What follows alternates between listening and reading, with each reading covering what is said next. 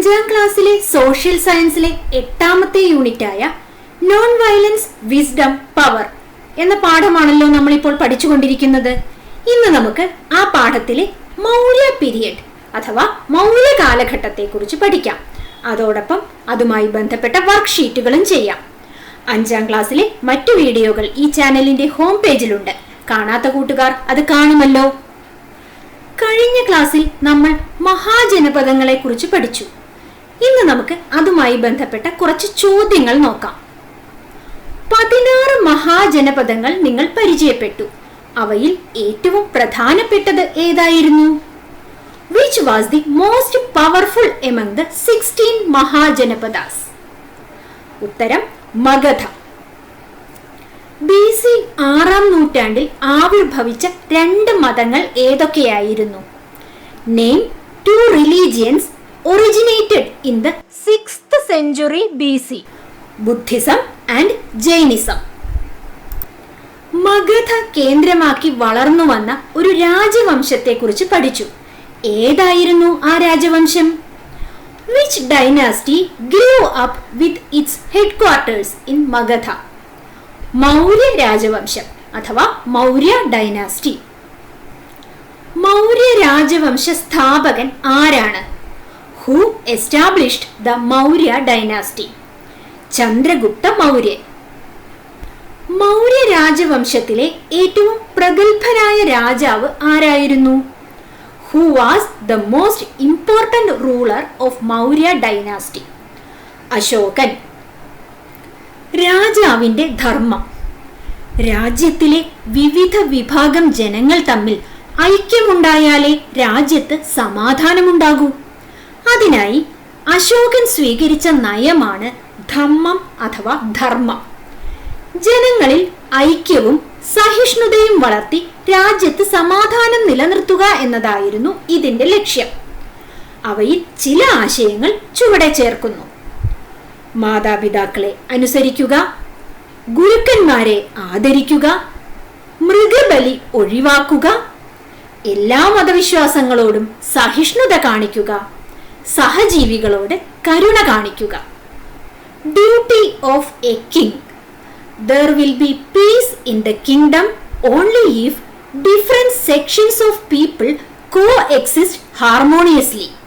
To ensure this in his empire, Ashoka adopted the policy of Dhamma or Dharma. Dhamma aimed at maintaining peace in the nation by promoting unity and tolerance among the people. Some of the ideals of it are given below. Obey parents. Respect gurus or teachers. Denounce animal sacrifice. Express tolerance towards every religion. Show kindness towards fellow creatures. അപ്പോൾ എന്താണ് അശോകന്റെ ധമ്മം? വിശദമാക്കാമോ? Explain the Dhamma of Ashoka. രാജ്യത്തിലെ വിവിധ വിഭാഗം ജനങ്ങൾ തമ്മിൽ ഐക്യമുണ്ടായാലേ രാജ്യത്ത് സമാധാനമുണ്ടാകൂ. അതിനായി അശോകൻ സ്വീകരിച്ച നയമാണ് ധമ്മം അഥവാ ധർമ്മം. ജനങ്ങളിൽ ഐക്യവും സഹിഷ്ണുതയും വളർത്തി രാജ്യത്ത് സമാധാനം നിലനിർത്തുക എന്നതായിരുന്നു ഇതിന്റെ ലക്ഷ്യം. There will be peace in the kingdom only if different sections of people coexist harmoniously. To ensure this in his empire, Ashoka adopted the policy of Dhamma or Dharma. Dhamma aimed at maintaining peace in the nation by promoting unity and tolerance among the people. Ashoka ചക്രവർത്തി ധർമ്മവും തീരുമാനങ്ങളും നിർദ്ദേശങ്ങളും പാറകളിൽ കൊത്തിവെച്ചാണ് ജനങ്ങളെ അറിയിച്ചിരുന്നത്. ഇത്തരം ശിലാലിഖിതങ്ങൾ പ്രധാന പാതയോരങ്ങളിലും നഗര കേന്ദ്രങ്ങളിലുമാണ് സ്ഥാപിച്ചിരുന്നത്. Ashoka conveyed his directions, decisions and dhamma to his subjects through stone edicts. These edicts were placed along the sides of the main roads and in the city centers. ബുദ്ധമതമായിരുന്നു ധർമ്മം പ്രചരിപ്പിക്കാൻ അശോകന് പ്രേരണയായത്. രാജ്യത്തിന്റെ വിസ്തൃതി വർദ്ധിപ്പിക്കാനായി അശോകൻ നിരവധി യുദ്ധങ്ങൾ നടത്തി. അതിൽ പ്രധാനപ്പെട്ടതായിരുന്നു കലിംഗ രാജ്യവുമായുള്ള യുദ്ധം. ഇതിൽ കലിംഗ പരാജയപ്പെട്ടു. അനേകം പേരുടെ മരണത്തിനും ദുരിതങ്ങൾക്കും ഇടയാക്കിയ ഈ യുദ്ധത്തിനു ശേഷമാണ് അശോകൻ ബുദ്ധമതം സ്വീകരിച്ചത്. ബുദ്ധമതം ലോകത്തിന്റെ പല ഭാഗങ്ങളിലും പ്രചരിപ്പിക്കുന്നതിൽ അദ്ദേഹം പ്രധാന പങ്ക് വഹിച്ചു. Buddhism inspired Ashoka to propagate Dhamma. Ashoka had waged many wars to expand his kingdom. The war with the kingdom of Kalinga was the most important among them. In this war, Kalinga was defeated. It was after the Kalinga war, which caused the death and devastation of many people, that Ashoka adopted Buddhism. He played a significant role in propagating Buddhism in different parts of the world. ചിത്രം നോക്കൂ, ഇതൊരു യുദ്ധഭൂമിയാണ്. ആളുകളും മൃഗങ്ങളുമെല്ലാം പരിക്കുപറ്റിയും മരണപ്പെട്ടുമൊക്കെ കിടക്കുന്നുണ്ട്. എപ്പോഴും യുദ്ധമെന്നാൽ നഷ്ടം മാത്രമാണ്, അല്ലേ? നമ്മൾ എപ്പോഴും പറയാറുള്ളതുപോലെ ഇനിയൊരു യുദ്ധം വേണ്ട. ചക്രവർത്തിയായതിനു ശേഷം അശോകൻ യുദ്ധങ്ങളിലൂടെ രാജ്യം വികസിപ്പിച്ചുകൊണ്ടിരുന്നു.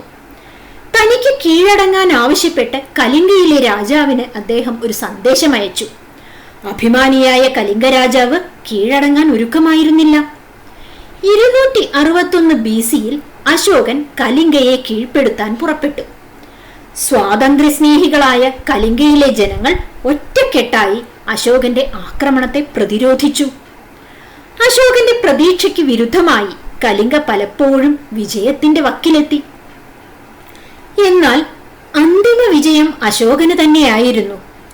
യുദ്ധക്കളം ഇരുപക്ഷത്തെയും സൈനികരുടെ മൃതദേഹങ്ങൾ കൊണ്ട് നിറഞ്ഞു.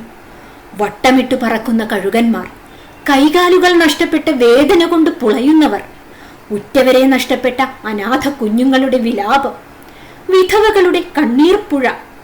യുദ്ധക്കാഴ്ചകൾ അശോകനെ അസ്വസ്ഥനാക്കി. ഈ രീതിയിലുള്ള വിജയം അർത്ഥശൂന്യമാണെന്ന് അദ്ദേഹം തിരിച്ചറിഞ്ഞു. ഏറെ വൈകാതെ അദ്ദേഹം ബുദ്ധമതാനുയായി ആയി മാറുകയും ബുദ്ധമത തത്വങ്ങളിൽ ഊന്നി ഭരണം തുടരുകയും ചെയ്തു. No more war. When Ashoka ascended the throne, he waged many wars to expand his empire. He sent a message to the king of Kalinga demanding his surrender. But the king of Kalinga refused the demand. In 261 BC, Ashoka led a huge army against Kalinga. The freedom-loving people of Kalinga put up a stiff resistance against the attack of Ashoka. Contrary to Ashoka's expectation, Kalinga came close to victory on a number of occasions. But ultimately, the victory was Ashoka's.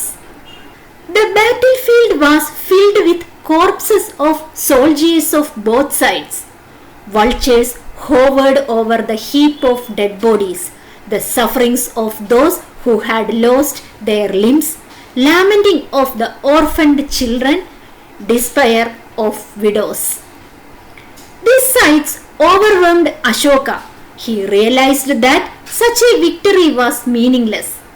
Soon, Ashoka became an ardent follower of Buddhism and continued his reign based on Buddhist principles. കൂട്ടുകാർ, ഈ ചിത്രമൊന്ന് നോക്കൂ. ഇതൊരു സ്തൂപമാണ്. BC 3-ാം നൂറ്റാണ്ടിൽ പണി കഴിപ്പിച്ച ഒരു നിർമ്മിതിയാണിത്. കൂട്ടുകാർക്ക് വിശ്വസിക്കാൻ കഴിയുന്നുണ്ടോ? ഈ നിർമ്മിതി ഇപ്പോഴും ഇന്നത്തെ മധ്യപ്രദേശിൽ സ്ഥിതി ചെയ്യുന്നുണ്ട്. ഏതാണ് ഈ സ്തൂപം? അശോകൻ സാഞ്ചിയിൽ സ്ഥാപിച്ച സ്തൂപമാണ് ചിത്രത്തിലുള്ളത്. ഇതുപോലെ നിരവധി സ്തൂപങ്ങൾ മൗര്യ കാലഘട്ടത്തിൽ നിർമ്മിക്കപ്പെട്ടു. ഇതിനു പുറമെ അനേകം കൊട്ടാരങ്ങളും സാരാനാഥിലേതുപോലുള്ള സ്തംഭങ്ങളും മൗര്യ രാജാക്കന്മാർ നിർമ്മിച്ചു. ഈ നിർമ്മിതികൾ മൗര്യ കാലഘട്ടത്തിൽ വാസ്തുവിദ്യയിലും ശില്പവിദ്യയിലും ഉണ്ടായ പുരോഗതിയെ സൂചിപ്പിക്കുന്നു. The given picture is of the stupa built by Emperor Ashoka at Sanchi. Several such stupas were built during the reign of the Mauryas. Besides these, the Maurya kings built many palaces and several pillars like the one at Saranath. All these monuments point to the progress in the fields of architecture and sculpture during that period. ഈ ചിത്രങ്ങൾ ശ്രദ്ധിക്കൂ. ഇവയെല്ലാം മൗര്യ രാജാക്കന്മാരുടെ ഭരണകാലത്ത് വിവിധ സ്ഥലങ്ങളിലായി സ്ഥാപിക്കപ്പെട്ട സ്തൂപങ്ങളാണ്. ഇവയെല്ലാം ഇന്നും കേടുപാടുകളില്ലാതെ തലയെടുപ്പോടെ നിൽക്കുന്നു. ഇനി നമുക്ക് മൗര്യന്മാരുടെ കാലഘട്ടത്തിലെ സാമൂഹികവും സാമ്പത്തികവും കലാപരവുമായ ജീവിതം എങ്ങനെയായിരുന്നുവെന്ന് നോക്കാം. ചാതുർവർണ്ണ്യത്തിൽ അധിഷ്ഠിതമായ സാമൂഹ്യ വിഭജനം നിലനിന്നിരുന്നു. കാർഷിക പ്രവൃത്തികൾ ശൂദ്രരെ കൊണ്ടാണ് ചെയ്യിച്ചിരുന്നത്. ജൈനമതവും ബുദ്ധമതവും ഏറെ പ്രചാരം നേടി. കൃഷിയും വാണിജ്യവും മൗര്യ ഭരണകാലത്ത് അഭിവൃദ്ധി പ്രാപിച്ചു. കൃഷിയുടെ പുരോഗതിക്കായി രാജാക്കന്മാർ ജലസേചന സൗകര്യങ്ങൾ ഒരുക്കി. തുന്നൽ, നെയ്ത്ത് തുടങ്ങിയ കൈത്തൊഴിലുകൾ നിലനിന്നിരുന്നു. നാണയങ്ങൾ പ്രചാരത്തിലുണ്ടായിരുന്നു. കച്ചവടത്തിന്റെ പുരോഗതിക്കായി നിരവധി പാതകൾ നിർമ്മിച്ചു. Society, economy, art. Let us examine the socio-economic life during the Maurya period. Social stratification based on Chaturvarnya doctrine prevailed. Shudras were confined to agricultural work. Buddhism and Jainism became more popular. Agriculture and trade flourished. The rulers provided better irrigation facilities for the progress of agriculture. Handicrafts like sewing and weaving existed. Coins were in use for transactions. Several roads were constructed for the progress of trade. ഇനി നമുക്ക് പഠിച്ച ഭാഗങ്ങളെ അടിസ്ഥാനമാക്കി ഒരു diagram പൂർത്തിയാക്കാം. Complete the diagram. രാജ്യത്തിലെ വിവിധ വിഭാഗം ജനങ്ങൾ തമ്മിൽ ഐക്യം ഉണ്ടാകുന്നതിനായി അശോകൻ സ്വീകരിച്ച നയം. ധമ്മം. Name the policy adopted by Ashoka to ensure peace in his kingdom. Dhamma. ധർമ്മത്തിലെ പ്രധാനപ്പെട്ട രണ്ട് ആശയങ്ങൾ. ഗുരുക്കന്മാരെ ആദരിക്കുക, മൃഗബലി ഒഴിവാക്കുക. Write any two ideas of dharma. Respect gurus or teachers. Denounce animal sacrifice. Ashoka ചക്രവർത്തി സ്വീകരിച്ച മതം ബുദ്ധമതം. ഏത് യുദ്ധത്തിന് ശേഷമായിരുന്നു അശോക ചക്രവർത്തി ബുദ്ധമതം സ്വീകരിച്ചത്? കലിംഗ യുദ്ധം. ഏത് വർഷമായിരുന്നു അത്? 261 BC. The religion adopted by Ashoka. Buddhism. After which war Ashoka adopted Buddhism? Kalinga War. In which year? 261 BC. ഇനിയൊരു പ്രവർത്തനം ചെയ്യാം. മൗര്യ ഭരണകാലത്തെ മനുഷ്യ ജീവിതത്തെ പിൽക്കാല വേദകാലത്തെ ജീവിതവുമായി താരതമ്യം ചെയ്യുക. Compare and contrast the social life of the Maurya period with that of the later Vedic period. പിൽക്കാല വേദകാലത്തിന്റെ പ്രത്യേകതകൾ എന്തൊക്കെയായിരുന്നു? ഇരുമ്പ് ഉപകരണങ്ങൾ ഉപയോഗിച്ചു. കാർഷികോൽപാദനം വർദ്ധിച്ചു. മിച്ചം വന്ന ഉൽപ്പന്നങ്ങൾ കൈമാറ്റം ചെയ്തു. സ്ഥിരവാസം ആരംഭിച്ചു. തൊഴിലിന്റെ അടിസ്ഥാനത്തിൽ ജനങ്ങളെ തരംതിരിക്കുന്ന ചാതുർവർണ്ണ്യം നിലവിൽ വന്നു.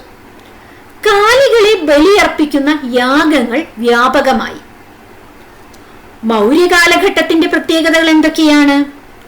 കൃഷിയും വാണിജ്യവും അഭിവൃദ്ധി പ്രാപിച്ചു. ചാതുർവർണ്ണ്യം തുടർന്നു. കാർഷിക പ്രവൃത്തികൾ ശൂദ്രരെ കൊണ്ടാണ് ചെയ്യിച്ചിരുന്നത്. സാമൂഹിക അസമത്വങ്ങൾക്കെതിരെ ബുദ്ധമതവും ജൈനമതവും ആവിർഭവിച്ചു. മൃഗബലിക്കെതിരെ അഹിംസ എന്ന തത്വം പ്രചാരത്തിലായി. പ്രാകൃത്, പാലി തുടങ്ങിയ പ്രാദേശിക ഭാഷകൾ ഉപയോഗിക്കപ്പെട്ടു. വാസ്തുവിദ്യയും ശില്പകലയും പുരോഗതി പ്രാപിച്ചു. നാണയങ്ങൾ പ്രചാരത്തിലായി. Later Vedic period. Iron tools were used. Agricultural production increased. Surplus products were exchanged. People began permanent settlement. People were classified into 4 classes on the basis of occupation or Chaturvarnya. Yagas and sacrifices of cattle became widespread. Maurya period. Agriculture and trade flourished. The Chaturvarnya continued. The agricultural work was done by the Shudras. Buddhism and Jainism emerged against social inequalities. The principle of non-violence against animal sacrifice became popular. Local languages such as Prakrit and Pali were used. Architecture and sculpture flourished. Coins became popular. അപ്പോൾ മൗര്യ കാലഘട്ടത്തെക്കുറിച്ചും അക്കാലത്ത് ജനജീവിതത്തിലുണ്ടായ മാറ്റങ്ങളെക്കുറിച്ചുമെല്ലാം കൂട്ടുകാർക്ക് കൃത്യമായി മനസ്സിലായില്ലേ? മറ്റൊരു വീഡിയോയുമായി നമുക്ക് വീണ്ടും കാണാം.